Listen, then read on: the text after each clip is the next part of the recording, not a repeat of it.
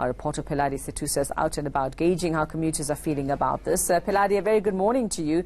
I would imagine that commuters are very angry after hearing this, hearing news of this increase.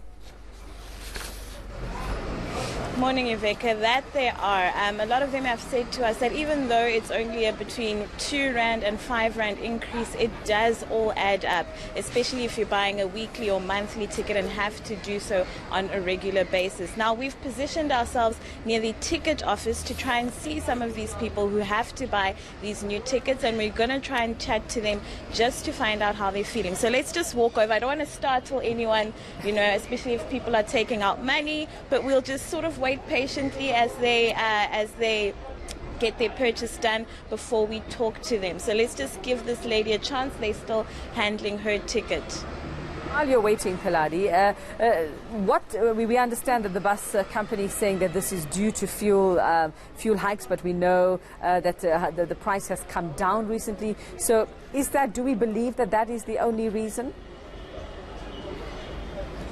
Well, that's what they say, and they say they did reach an agreement with the provincial department, so it's not an increase that they just made by themselves as a sort of business imperative. They say that for a long time they tried to absorb some of the shocks of those fuel increases for their commuters, so they say they held off for quite some time actually on increasing. So when does this increase actually come into effect? It's already in effect, unfortunately. There was only a sort of special window period if you bought your ticket by the end of the month. Ooh, we are losing people. Mama, hello, unjan. Mama, we're just trying to find out from commuters, nifeel like anjan about the price increase yama bus ticket. Hayi phezulu kakhulu sisi inyuka okokwe ide yanyuka kabini ngonyaka. That's why sifila bad, ne? So ubhadala imalini wena?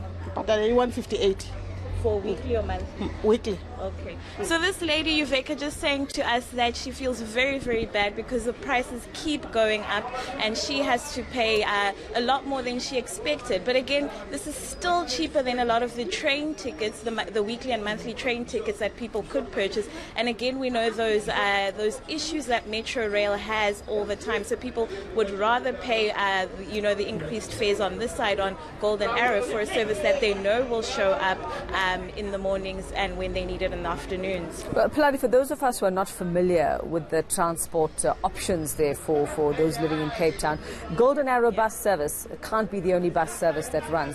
Other bus companies, even if they are smaller, have they brought about or announced any type of increase? And then what are the options? Like you say, this is still cheaper than a train ticket, but where does this leave commuters in terms of maybe even taxi fares if you have to compare?